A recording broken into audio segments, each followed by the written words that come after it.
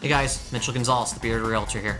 Hey, are you thinking about making a move to the Denver metro area, or maybe you currently live in Colorado somewhere and you're thinking about making a move to Denver and you're looking at trying to figure out what some of the affordable cities are in the area? Well, you're in luck. Today, I'm going to tell you guys all about Aurora, Colorado. So, let's hang out.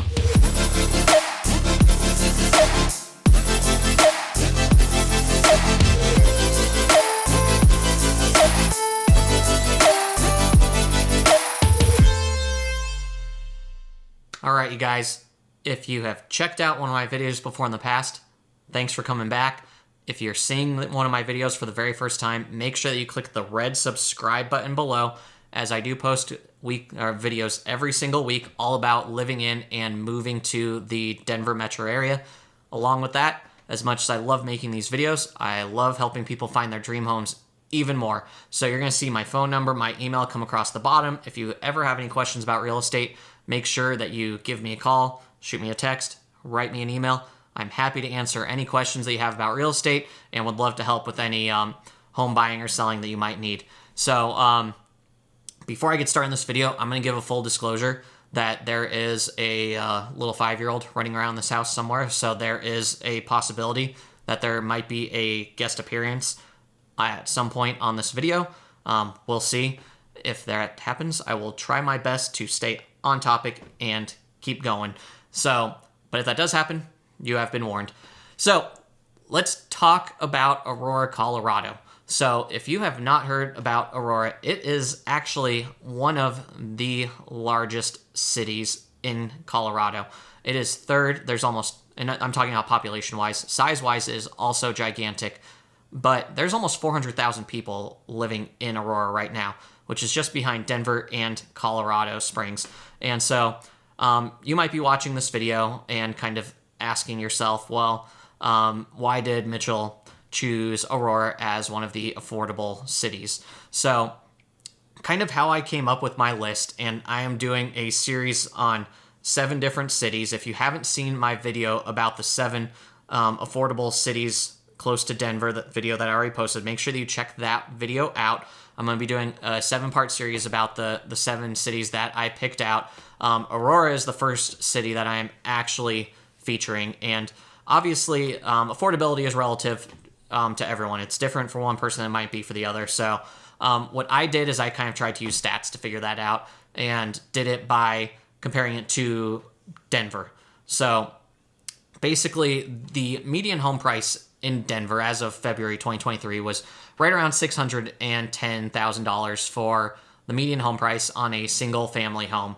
In Aurora, at that same time, it was right around $520,000. So I tried to stay 10% or more in the savings in the single family home price, and that's how I came up with this list. Aurora obviously falls in that, with it being $520,000.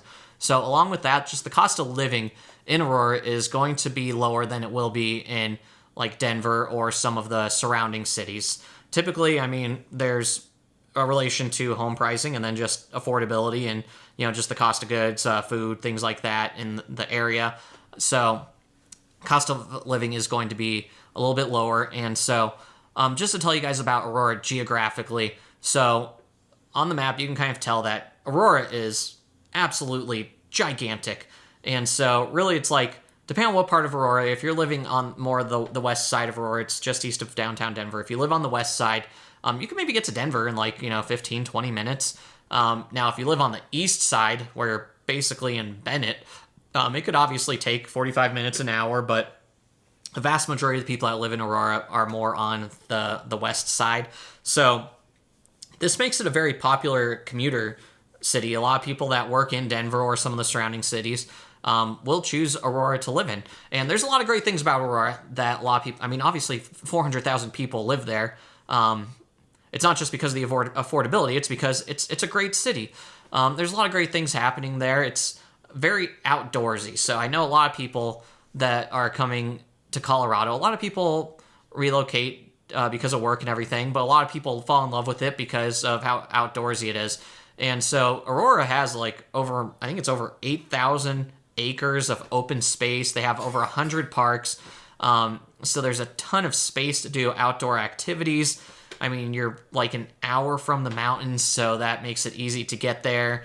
Go hiking, mountain biking. You're within a couple hours of like 10 or 12 different ski resorts. So it makes it very accommodating for people that do enjoy those outdoor activities. Now, that can be said about pretty much any city in Colorado, so I'm going to keep saying in all my videos because never know if a new person's watching my videos. So very accommodating for outdoors.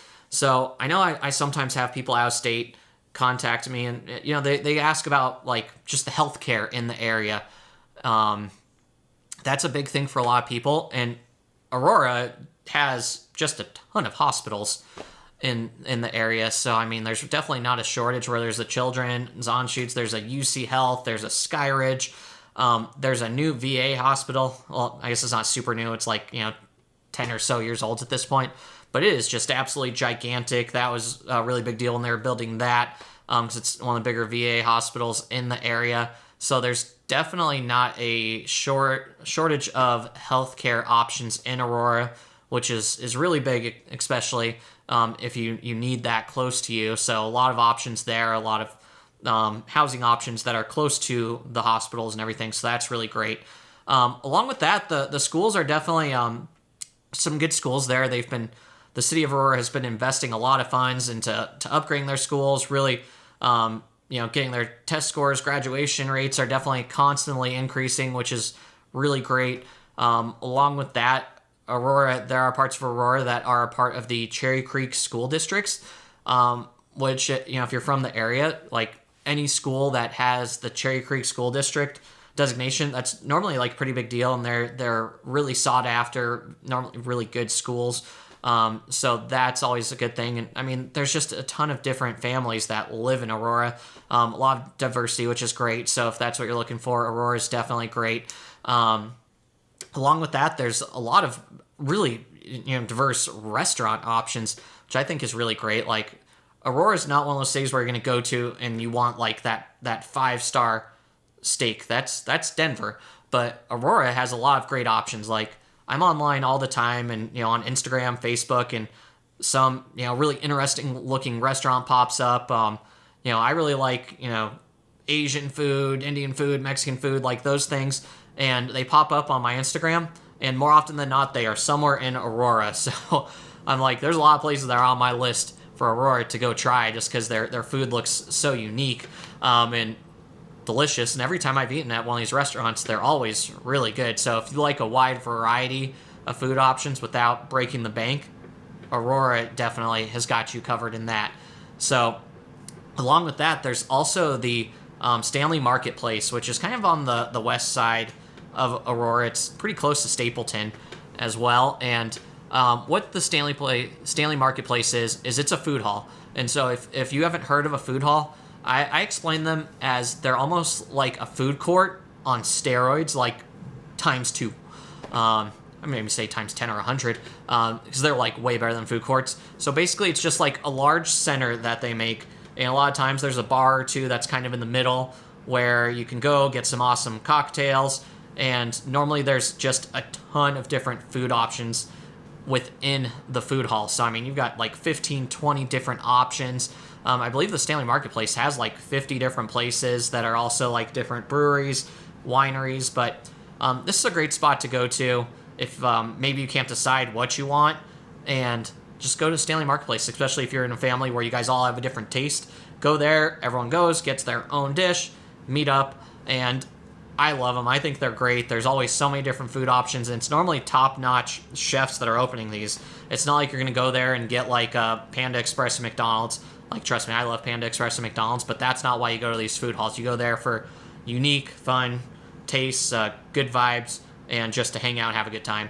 And that's what Stanley Marketplace is, which is a lot of fun and definitely a great experience. So, along with that, as you can imagine, with how large Aurora is and how many different houses there's a ton of amenities. Like, no matter where you go, there's always going to be that grocery store, that Walmart, that Target that's nearby. But one of the big attractions that's really brought a lot of people in is the Southlands Mall, which is kind of on the east side along 470. And it's just this massive massive outdoor mall with just a ton of different shops, a ton of restaurant options, movie theater, and it just like, it looks really cool because they designed it so it's like a little town almost. So it doesn't feel like a mall. It feels like you're almost walking through like a little city, and I think that's really cool, and that's always obviously a good place to go shopping, good place to go get a meal, good place for entertaining. So with that being said, you guys, those are some of the main things that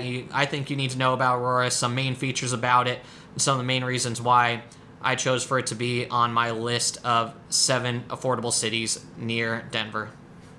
All right, you guys, thanks for hanging out with me today. Hopefully you learned something new about Aurora. Maybe it helped you make a decision on if Aurora is the right city for you or not.